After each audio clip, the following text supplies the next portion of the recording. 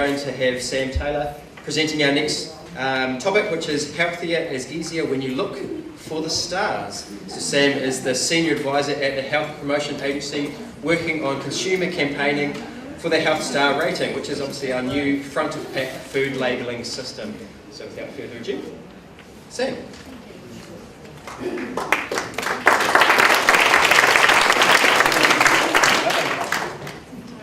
Thanks for having me here today. Thanks to ANA for inviting me. And I can see it's quite a topical subject. We've already had a couple of questions, so hopefully I'll be able to answer those or as I go through my presentation. I'm one of the team members at the Health Promotion Agency. There's only 3 of us, and I have been there for about 6 months now working on the Health Stars scheme.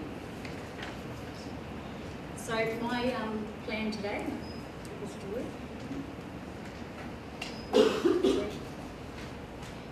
is to explain what the Health Star ratings are for you, give you a little bit of history about how they were developed, let you know how they work, talk about the consumer campaign and that's particularly our role at the Health Promotion Agency, let you know what to look for, and let you know what you can do. So this, I hope, is familiar to people. In light of getting people to stand up and sit down and things, if this is familiar to you and you use these often, stand up for me so I can get a bit of an idea in the crowd. Okay, pretty good. I sort of suspected that from a crowd like this. So, food labels. This is what you will see on the back of the food label. And this is, for people who read labels, it's really great, but most people don't. So we're usually too hurried, time consuming, it's difficult to understand, and for most people out there, they just don't read them. I think the other thing that I wanted to mention today is, because some of the questions have already come up, is that what we're talking about with Health Star ratings is information for packaged foods. So really, ideally, we don't really want people to be eating packaged foods, we want them to be eating fresh whole foods. But in an ideal world, that would be fantastic, but we don't have that. We actually do have a lot of packaged foods in our supermarkets, and this is what people are eating today for various reasons, whether it's about budget, whether it's time constraints, it's convenience, whatever. So the reality is that we needed to look at something to make it easier for people to choose healthier choices. So I know when I'm going through the supermarket, I'm usually in a big hurry and I don't read food labels very often. I have my children with me and I'm trying to get out there as fast as possible. So this is a front of pack labelling. It's also quite confusing. On the front of pack, you'll often have a lot of different labels. You've got your the nib, and the daily the nib was the last one. The daily intake guide, which we've got to the side here. You have other labels like SPCA, and there's labels from organisations like Nestle, Whole Grain. Some of those labels are actually introduced by the industry themselves, so they can be quite confusing, and also we don't really know whether we can trust them or not. The Heart Foundation was probably the first public health label that gave a bit of an indication as to choosing foods that are healthy for us. So it is confusing out there. In 2011, a report on labelling was commissioned by the Australian and New Zealand Food Ministerial Council, and this is known as the Blewett Report, and basically they made a number of recommendations about a variety of things, including alcohol labelling, health claims and front of pack labelling. And one of the recommendations was that New Zealand adopt an interpretive front of pack label. So that's where it sort of started back then. My colleague who works at the Ministry for Primary Industries, who actually are the ones that run the labelling system, she has been working on this for about the last 10-15 years. So it's not something that's just been sort of coming quickly, there's a lot of thought behind it. So what happened was, back in 2012, the New Zealand Front of Pack Labelling Advisory Group was set up, and this group was set up by the Ministry for Primary Industries, and it was to consider the labelling, its implementation, its evaluation, as well as global development. So they looked around at what was happening in other countries. They looked at things like the traffic light system and other systems that were happening overseas. And this group is made up of representatives from government agencies, industry, NGOs and academics, and it still goes today, so that group is still functioning and continuing to look at the health stars. So they came up with a set of principles basically to guide them and what system to use for New Zealand. And basically the idea was that the front of pack format should provide nutrition information that's easy for consumers to use and help them to make healthier choices. And the fundamental principles behind the Health Stars is that it should be interpretive. It needs to take the work out of reading labels. It should support government nutrition policy, so it does support like the information that like we've just seen from Martin. It needs to be meaningful within food categories, so we don't want to be just looking at, we need to be comparing within a category. And it needs to evaluate the whole food and not just individual nutrients. So when we were looking at a scheme, it's not just looking, for example, at sugar, it's looking at the whole food. Based on positive and negative nutrients, so looking at everything within the food, and it needs to be accompanied by consumer campaigns. So whatever came up, we needed to be able to go out there and let consumers know what it is and how to use it. And that's where the Health Promotion Agency come in. So in 2014, the advisory group looked at these principles and looked at the systems, like I say, around the world, and they decided that the Australian system, which is the Health Star rating system, met the intent of these principles, and so this was the one that was chosen for New Zealand. And in 2014, the Ministry of Primary Industries announced that it would adopt it, and it's a voluntary system. So what are Health Star ratings, and what are they intended to do? They are basically a voluntary food labelling system designed specifically for packaged foods, so not for our whole foods out there or our fresh fruit and vegetables, but packaged foods to reflect the nutritional value of food. And the purpose of the system is to make it quicker and easier for consumers to make better informed, healthier food choices. So this is what the icon looks like when you're buying your packaged food, and some of you may have already seen this on products in supermarkets. So you can either see it as just a circle with the star rating in it, or sometimes you will see it with the panel out to the side. The panel out to the side will have nutrient information icons for energy, saturated fat, sodium, sugar, and one nutritional item which is optional. So the industry chooses how they would like to put this on their package, and most people are probably choosing just to go with the circle because it's the most easiest. So just to go through Health Star ratings and what they can do for us. So one tool to help consumers make healthier food choices. So Martin has talked about this morning about the obesity package and the triangle of all of the initiatives in there. This is just one of those initiatives, and we know that this on its own isn't going to be helpful, but it's just another part of helping people to make a healthier choice. It's an interpretive system, so it takes the work out of reading the labels. So we want people to go into the supermarket and at a glance be able to quickly make a decision. It's designed for comparative use within a food category. So for example, comparing breakfast cereals with breakfast cereals or yogurts with yogurts. It's not designed to be able to do, say for example, milk or soup packets. It's voluntary, so we're aiming for a high level of implementation over the next 5 years. The 5 years is the time frame that we have got around this campaign, and it's at the moment we have over 1,000 products on the shelves in supermarkets, and it's increasing all the time. It's supported by industry, including commitment to put the Health Star rating on the cheaper home brands, so as well as the premium products. So what often people will think that it's something that's an expensive thing. It's for the special sort of high market products, but it's not. It's on the home brands. It's on in both New World and Countdown. You'll see them.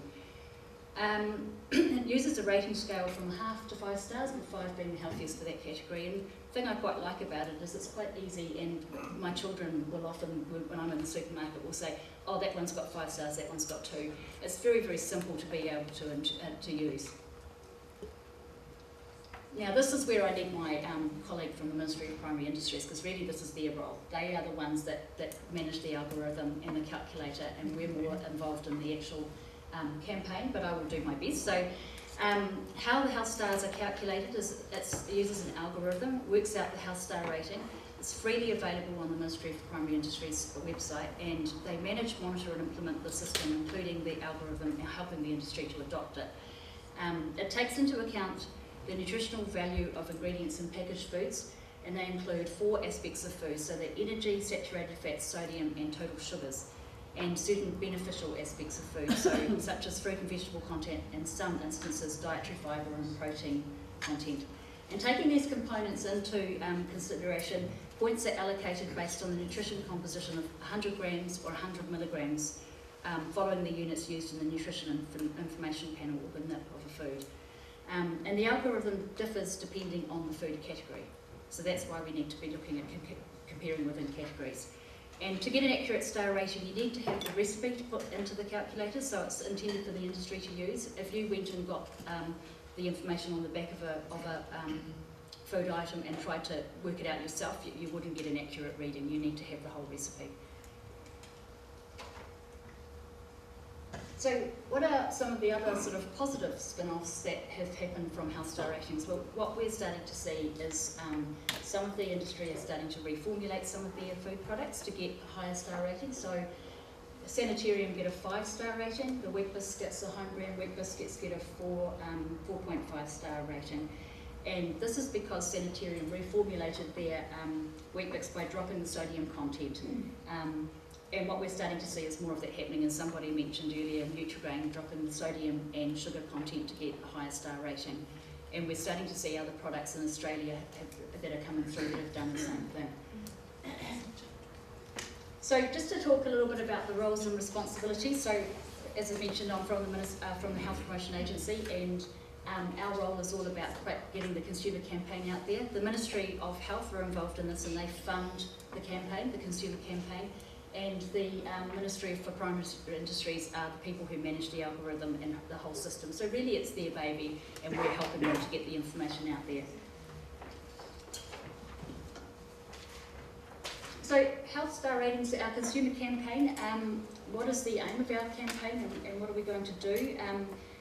The idea is to increase our consumer awareness, recognition, understanding, and the correct use over the next 5 years. So it's a long campaign. Normally when we work on campaigns, they're usually quite short. They're usually 6 months duration. So there's challenges within that for us.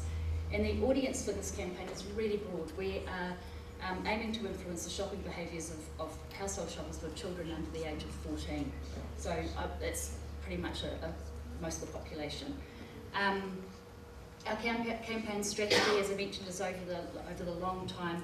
Initially, what we'll be doing is looking at people's awareness and recognition, and wanting people to understand and see what the health stars are, and then over time we're wanting them to increase their usage and change their behaviour patterns to choose products with the higher stars.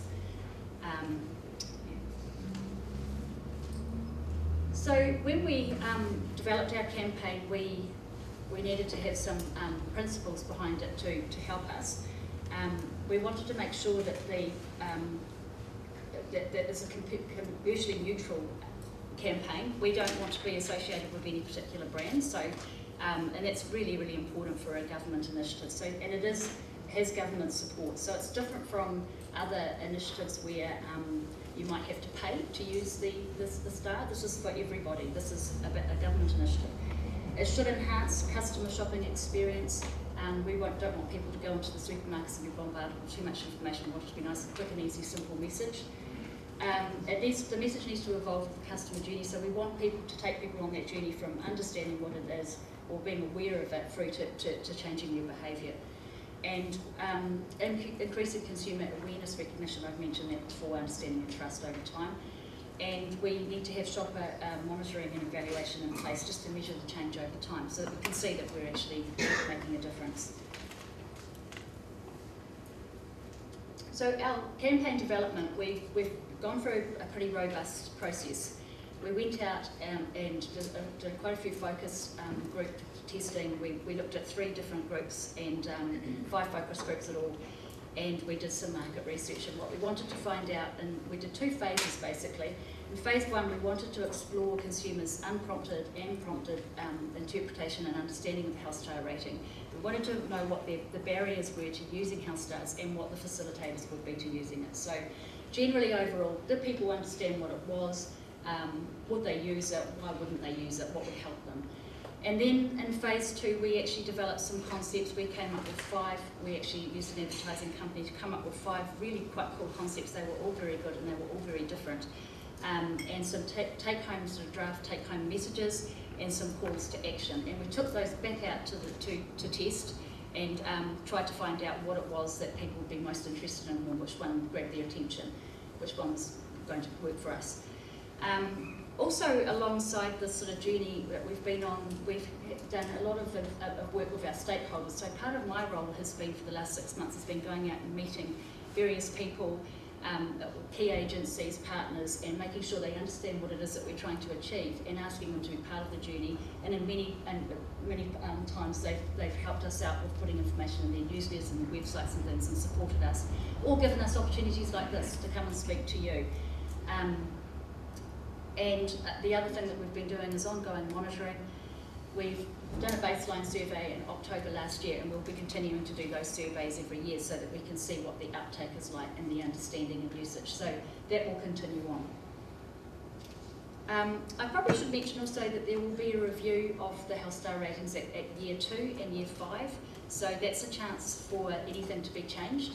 Like all systems, it's not absolutely perfect. There will be things that come up, there will be things that surprise us, and over time we will be able to tweak those and monitor and change the systems, to improve it. It's unlikely at year 2 that there will be any major changes made, but at year 5 there could be. And there are already a few sort of anomalies coming up, and one of those things, for example, is juice. So juice is a very difficult thing with health star ratings to be able to get an accurate star rating. So there is a process, so that's great. So our consumer insights from all of that research that we just did, basically shoppers really like the idea of the health star rating. They understood the basic premise. They're familiar with stars on things like household appliances, they're familiar with it in hotels, motels, and they got that sort of that premise. And so that was really good, and there's a strong perception that healthy food is more expensive, and this is an opportunity for health star ratings to debunk this. So when I mentioned before, it's not just going to be on the premium sort of products, it's also going to be on your home brand products. People said that they don't want to be told or made to feel guilty about their shopping choices. So when they're in the supermarket and they've got their trolley, they don't want someone looking over their shoulder and seeing what they've got.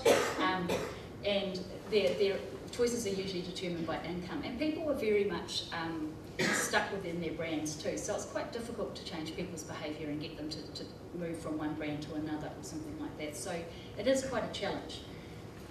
Humour is effective for increasing the appeal of messaging, so especially for a government campaign. So people wanted to see that sense of humour coming in, they wanted to sort of be taken away from them.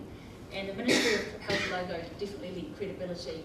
There's a logical association with health advice, and people saw that as being trustworthy rather than, for example, the Ministry for Primary Industries logo. People were like, who are they? What do they do? And similar with health promotion agencies, more awareness, but really people don't really know the work that we do that much. But the Ministry of Health is seen as very credible. And a copy of the full report of our testing and all of what came out of our research is actually on our website, which I'll give you at the end. So what came out of all of that testing and all of that work that we've done is this is where we sort of got to. From the insights of the consumer testing, the campaign going forward is going to use personified packaging, and some of you might have seen this. The campaign will use videos of animated cereal packages having conversations about health star ratings, and there'll be online advertising in the form of these humorous videos. And the good thing about the animated imagery is it has the potential for flexibility over time, because as I've mentioned, this is a 5-year campaign, and over time we can bring in other personalities to food packets in different categories. So at the moment we're concentrating on the cereals because this is where most of the health star ratings are. So if you're going into a supermarket at the moment, you'll see most of the health star ratings down that aisle, less in some of the other aisles, but they are starting to come on board. So the consumers liked personified packaging because it focuses on the food products. It takes that emphasis off themselves, off the person. It avoids that judgment of stigmatisation and of people and their shopping choices, which I just mentioned before. People don't want people to be, they don't want that. It uses humour, so that was a big part that came out of the research. And animated characters have the dual appeal to both adults and children, so it's something that we can work on in future when we are developing our campaign and we want to do more things. We can start to bring in some elements around children as well. And we have a strapline for our campaign, and healthier is easier when you look for the stars. And this resonated really well with consumers because it invites them to do something that's been made easier for them. One consumer said, eating healthy feels boring and hard, and this makes it feel more welcoming and inviting. And most importantly, the word healthier was seen as incremental, so it's achievable, aspirational and realistic. And what we're sort of wanting people to do, I suppose, is to make small changes, like many of you who are working in this area. Sometimes doing something quite radical can be quite a difficult shift, and it's much more likely to be achievable over the long term if you're making small changes. So it might just be that you're actually moving from choosing products with a 2-star to something with a 4-star, and you're making that small change. So our campaign has been launched as such. We didn't do a launch, but we just have slowly built up to it, and in March it was when we started to have information out there for people to be able to see. So we have met with progressives in food stuff, so we have information in all of the supermarkets, Pack and Save, New World, Countdown, Foursquare, and we have ongoing sort of plans with those supermarkets to do different things over a period of time. So what you will have seen, hopefully, are some ad shells and things out there, and mostly it's been in the city centres, but also some of the regions. We've got in-store floor decals that have been on the floor in the cereal aisles. They're quite large. They basically sort of go from where I am over to where that table is there, and they just go up the cereal aisle, and fins that go on the side so that people can read them. And we've got our videos as well, which I'm going to get Diana to play one of them at the end. And we've got a lot more sort of happening in July, from July onwards. So we've started with it. Unfortunately, we don't have a budget to be able to go on TV, so we really have to be quite clever with our money, and we have to really rely on our stakeholders and to get information out as well. So some of the things that you could do to help is show people that icon and explain what it's for and what to do. So if you're doing things like supermarket tours with people, or shopping cooking demonstrations, which I'm not sure if some of you will be doing this, but some of you may be, when you're working with your clients. Not all types of food can reach a 5-star, so look for the highest star. So for example, if you're going to go and buy a mayonnaise, it's very unlikely that mayonnaise or chocolate is ever going to reach 5-star, but there may be within that category a healthier option. There will be a mayonnaise that is healthier than another. Reiterate that it compares some of the products within a category, so cereals with cereals, milk with milk. Explain the importance of whole foods and unpackaged foods for a healthy, balanced diet. So as I mentioned right from the beginning, this is actually, we want people to be eating unprocessed, healthy food, fruit and veg. But when they have to choose a packaged food, this is what we're wanting them to do, is to look for the product with the highest stars and choose that one. Colour, size and placement on the pack will vary. So the industry get to choose what colour they have to put it within their own branding. So it will change a little bit. It won't always be black or something like that. It could change. We need to reassure that this is independent and government-led. So this is not the industry that's running this. They are part of they are on the advisory group, but alongside a whole lot of other organisations, as I mentioned, like academics and NGOs and the health sector. Help spread the word via your networks. So you have your own networks and your own groups that you work within, and it's great if you can help to spread the word out there for us. And refer people to the website for more detailed information. So I have left a flyer outside on the table out there, but the websites have a lot more information, especially the MPI website. I think, yeah, I really wanted to stress that fresh is best message, that if you're going to have to choose some packaged food, which we all do at times. I mean, gosh, my kids like tomato sauce and I'm trying to choose the most healthy one. And just to, I'm just winding up here. As I mentioned, part of our work at the HPA is, Health Stars is just one thing that we do, but we have a whole range of other work that we do. So I just wanted to put up here our sector site. On the sector site is a whole lot of other information about the things that we do at the Health Promotion Agency within the Nutrition and Physical Activity team. We have resources on 100% water, infant feeding, sit less, move more, behind the hype information sheets. Some of them I've put outside on the table as well. And if you go to the site, this is where you will find all the information that's probably most relevant to you as a group. all the things that we're working on and plans for the future. And so just to finish off there, I can take some questions, and if Diana puts up one of our little clips, there's actually, I think there's 6 of them in total, but we might not play all 6 of them today, we might just do 1 or 2. I'm not quite sure how many you've laid up, Diana. Do a question? Okay. I'll take a question. Hello. Hi. You mentioned that Nutrigrain had star rating, and it's gone from 32 grams of sugar to 126, and also to 360 milligrams of sodium on 400 and something. How has that got a 4-star rating? Okay, this is probably a better question for my colleague from the Ministry for Primary Industries to answer, because as I've mentioned, we are running the campaign, they run the algorithm. But I'll do my best. The rating system is reasonably sensitive. It has to be within the categories, and so sometimes it only has to be a very small shift to be able to get that high star rating.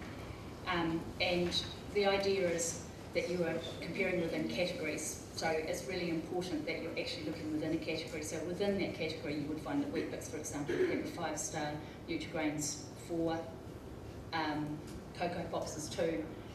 So you have to look within the category, and if you want to have probably some more information about that, if you go onto the Ministry for Primary Industries website, we have got some questions and answers, Q&As like Martin has done with the guidelines, and there is a question on that and a question around the sugar, so it might be worth you going and having a look into that to get that answer better than I can probably do that today. But isn't somebody going to choose that because they think it is healthy because it's close to 5 stars? Yeah, and that's true, and it has. But that's the whole point that I'm probably trying to make, is that we're talking about packaged food here. So if you're going to go into a supermarket and you're going to choose packaged food, it's not going to be as healthy as having fresh fruit or vegetables or eggs or something like that for breakfast. But people are choosing these packaged foods, and we're trying to show them which ones are the best. And I know that the Nutrigrain thing has caused it has made people ask a lot of questions.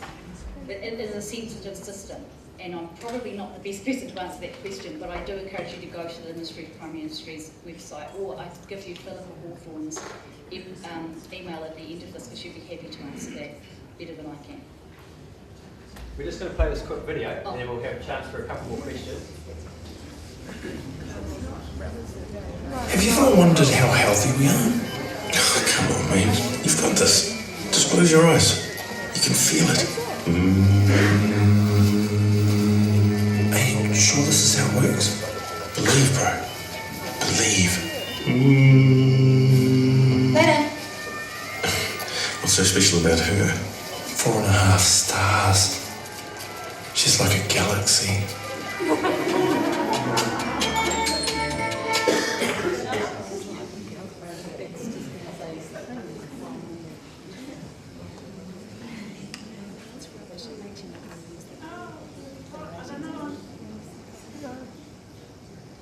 Have you ever wondered how healthy we are? Just close your eyes. You can feel it. Later, boys.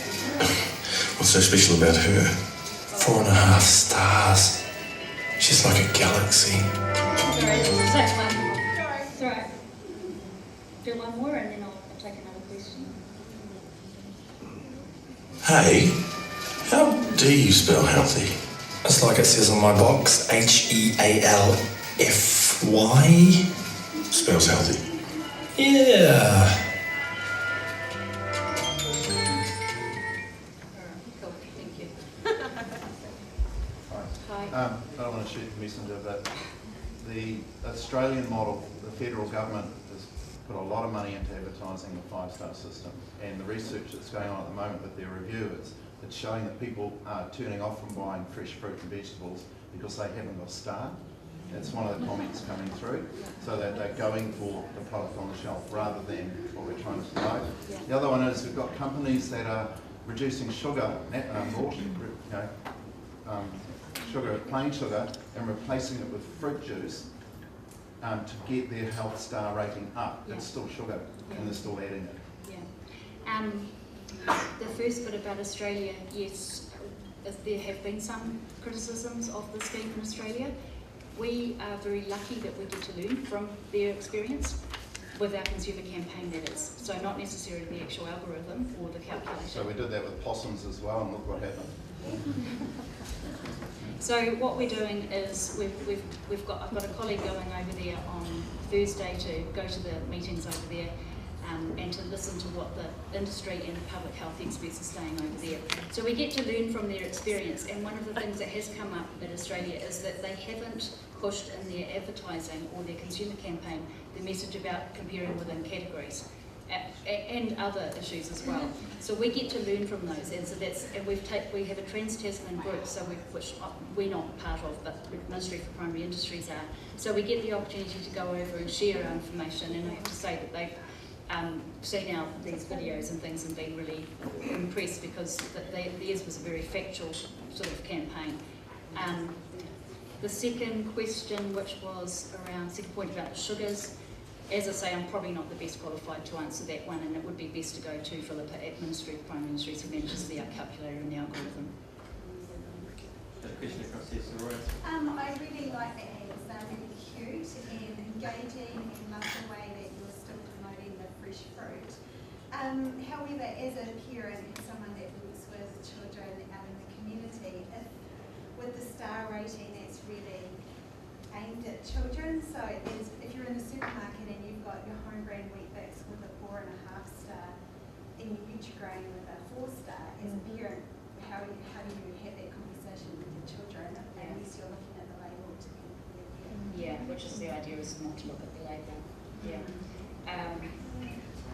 All I can sort of say is to back up the algorithm, and as I say, there will be a review at years 2 and 5, and if there are anomalies and there are issues that are coming out, there is an opportunity for it to be tweaked.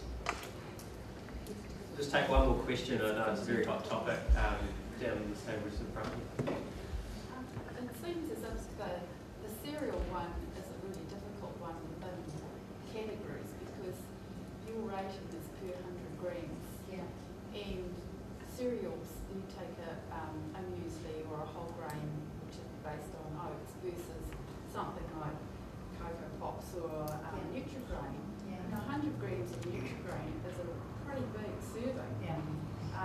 So maybe, Looking at sizes. and it's one of those, it's a hard one, because Yeah. you've got to do a certain size of 100 grams, but cereals is a difficult one because there's a big range, whereas mayonnaise, 100 grams is 100 grams, right? And I think cereals is a tricky one, but it is also the one that the industry have come on board with sort of first. So this is where we're at. Hey, I do know it's an extremely hot topic, and what we are going to do is, it's okay with Sam, Yeah. I'm going to get Sam to stay I'll up be front around all here. day, so you can ask me questions. I hope I can answer them. As I say, the websites, I think, are on my presentation somewhere at the end. There's an information sheet out the back that has the websites on the Ministry of Primary Industries one, because it looks like that's where most people will get their answers from.